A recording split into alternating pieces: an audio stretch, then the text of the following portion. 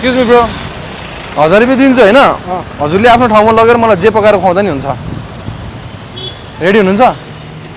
आफ्नो ठाउँमा आफ्नो घरमा रुममा नै छैन म त होस्टेलमा बस्छु होस्टेलमा मिलेन भनेपछि ल good day bro excuse me bro यो 1000 रुपैयाँ दिन्छु हजुरको आफ्नो ठाउँमा लगेर जे पकाएर खुवाउने हुन्छ खुवाउनुहुन्छ अहिले अहिले भर्खरै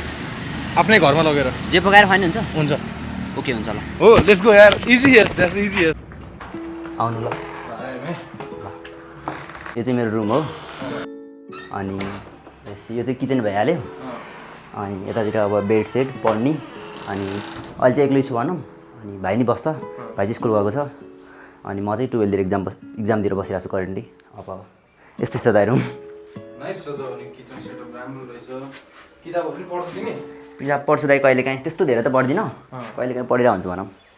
ल्यापटप पनि राखेर रहेछ पढ्नुको लागि एउटा चाहिहाल्छ भनौँ न दाइ अनि यतातिर चाहिँ बेड अब यहाँ भाइ र म सुत्छौँ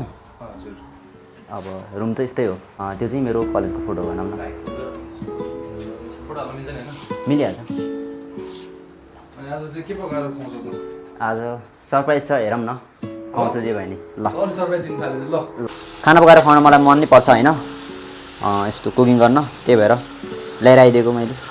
थ्याङ्क यू सो मच यार भाइ फर इन्भाइटिङ मी भइहाल्छ नि त्यो त त्यहाँदेखि चाहिँ रुमसुम खोजेर म्यानेज गरिदिएर जानुभएको थियो अनि अहिले चाहिँ अब आफै म्यानेज गरेर छु भनौँ न घर चाहिँ कति बेलामा जान्छ नि घर चाहिँ त्यही हो दाइ अब दसैँमा जान्छु भनौँ न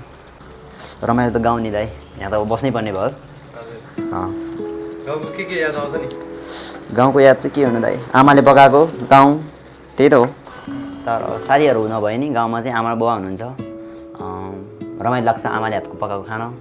गाउँमा जाँदा चाहिँ रमाइलो हुन्छ भनौँ न जोस् बच्चा बेलामा त्यही त हो दाइ साथीहरूसँग खेलेको अनि घुम्न गएको लास्ट रमाइलो गर्थेँ हामी गाउँमा त्यही यादहरू आउँछ तर त्यो केटाहरू चाहिँ अहिले भेटिँदैन पहिलाको जस्तो हुँदैन भनौँ न जे भयो नि यस्तै बिजी यस्तै छ अहिले अलि फास्ट चलिरहेको छ जिन्दगी अहिले फास्ट छ सोचे भन्दा मेरो हातमा आइसकेको 5 स्टार डिस होइन अब लेट्स ट्राई दिस चोबेर अनि हाम्रो टक्क यस्तो गरेर ओहो कस्तो मिठो यार घिउमा चाहिँ अझ दामी छ होइन गाउँले घिउ रहेछ भाइको मम्मीले पठाउनु भएको जिमु मार्सी